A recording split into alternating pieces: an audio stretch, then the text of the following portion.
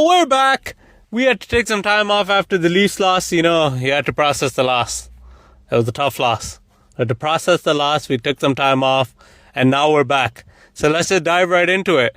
The Florida Panthers are still killing it. 5-0.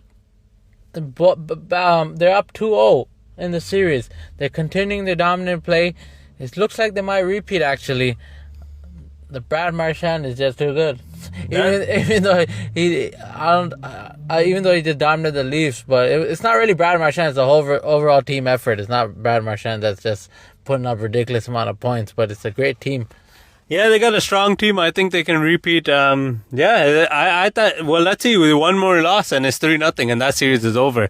I thought it'd be a more competitive series, to be honest, but so far it hasn't. But anyways, what about the other series, Edmonton and... No, we're talking about, I thought we were going to do the basketball. No, but what about Edmonton and Dallas? That was yesterday. Today's the second game.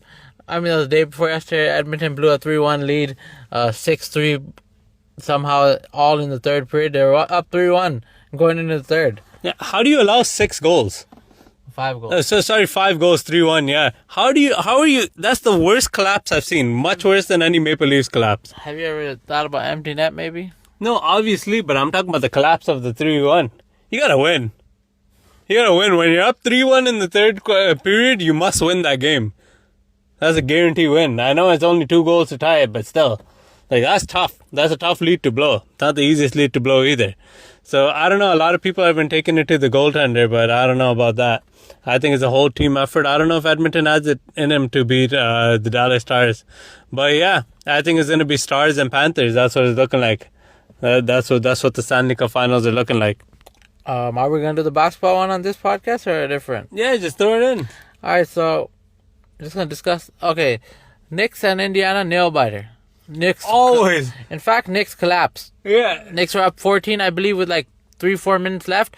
And what's his name? Neesmith, 6 threes in the fourth quarter. I believe it's a playoff record to have that many threes in the fourth quarter. Yeah, that's insane. We're talking about the 3-1 collapse of the Edmonton Oilers to 6-3. This is much worse. In my opinion, this is much worse. But it happens in basketball. Well, not the collapse, but it happens when you get a hot hand going, you can't miss.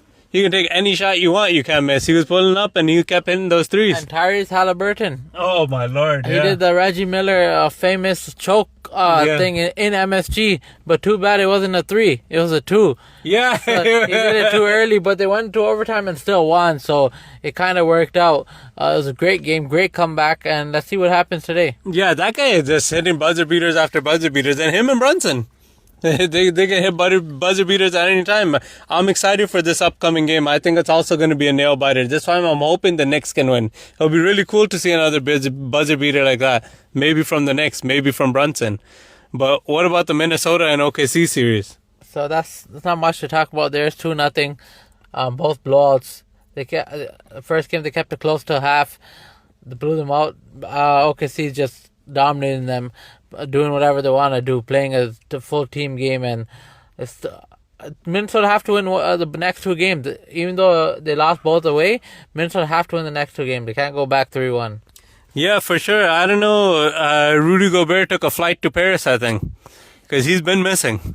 He's been missing ever since the Lakers, I think. Where's Rudy Gobert? How are you getting so dominated? They've been getting dominated on the boards. It's ridiculous. They got no post game. Rudy Gobert, where are you? Chet Holmgren, if I pronounce it right, he's an amazing player. Yeah. SGA, MVP. Shout out to SGA straight from Toronto. MVP. The best player in the league right now by far. Yeah, what are they going to say? I was going to say something.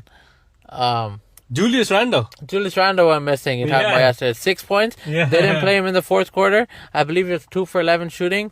But I believe he's going to bounce back, and let's see. Hopefully, I'm hoping that the series goes to Game 7. I like all series to go to Game 7 because I just want to see exciting basketball. But yeah, let's see.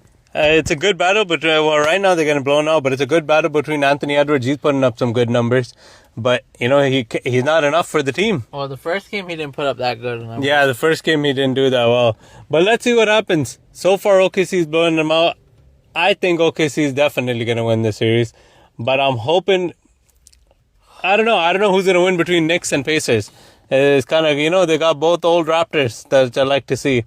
OG on the Knicks and Pascal on the Indiana Pacers. So I don't know who I want to see in the finals. But let's see what happens. Let us know who you guys think is going to make the NBA finals and the NHL finals. And thank you for listening.